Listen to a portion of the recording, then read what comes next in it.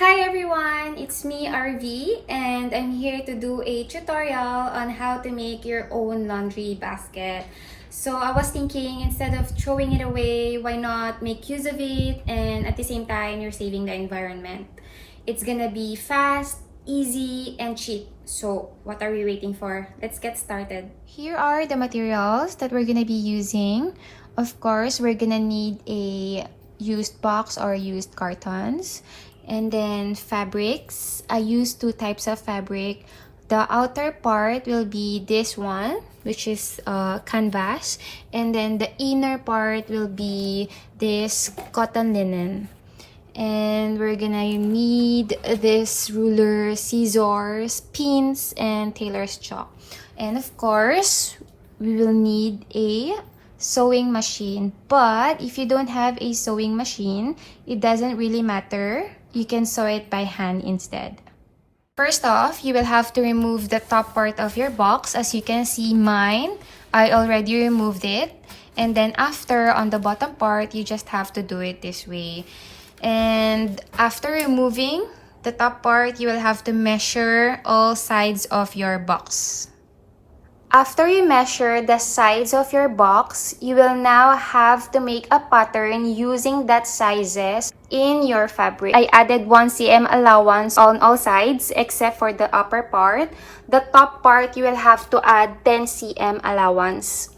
For the inner part, it's gonna be the same size as well. Before we sew all the fabrics together, we need to overlock the edges of the fabric. As you can see, it's already fraying here. And for us to avoid it, we need to overlock it. Either we use an overlock sewing machine to close it and stop from fraying, or you will use these zigzag scissors so that it will not fray.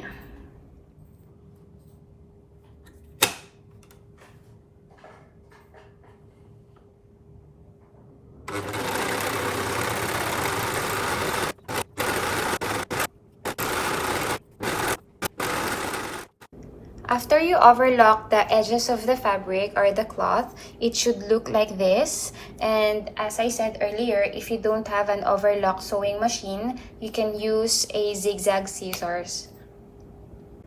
So we're gonna start with the outer cover. And as you can see, I laid them down on the floor already for you to see how it should look like. We're gonna start with the bottom part. And here it is. You can see there's lines. Let's say for example this one, we're gonna have to sew them together. So we're gonna pin and make sure that it's aligned, and then we're gonna sew these sides. I'm gonna show you how it's gonna look like after I sew it.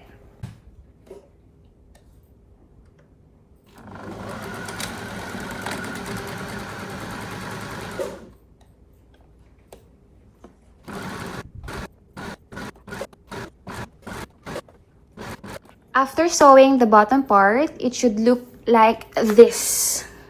So as you can see, it's already sewn on all sides.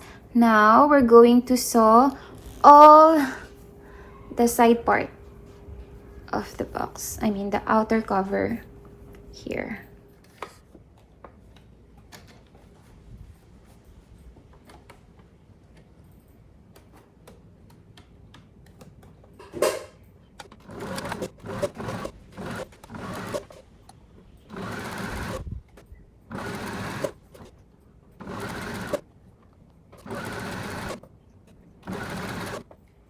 So after you sew all the sides, it should look like this. As you can see, this is the bottom part, and then I sew all the sides already, and this is the hole, and we're just gonna flip it over, and there you go. And now get your box and then flip it upside down. So this.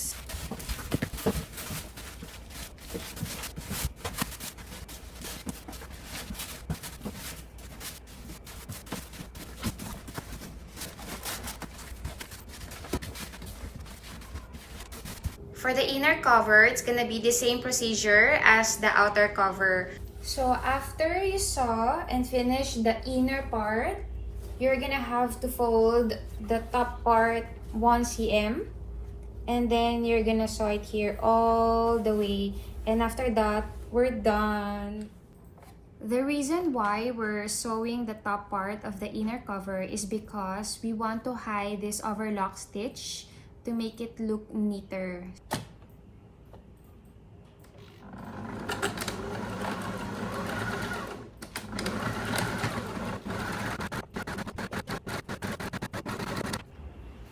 For the inner part, there is no need to flip it over. Do this, and then like that. And we're done! I've decided to add a last-minute design on my laundry basket by using this rope that I have and wood glue. So here is the final product.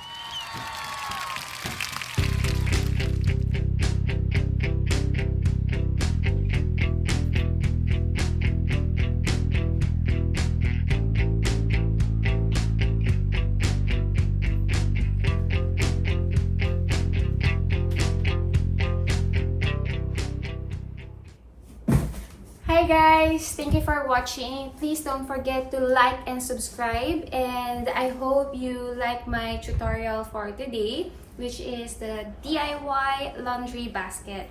So every one of you will be able to do it because as you can see, it's quite simple and easy and fast. So don't forget to hit the bell button below to receive notification for my upcoming videos, tutorials, DIYs, and everything nice. Bye!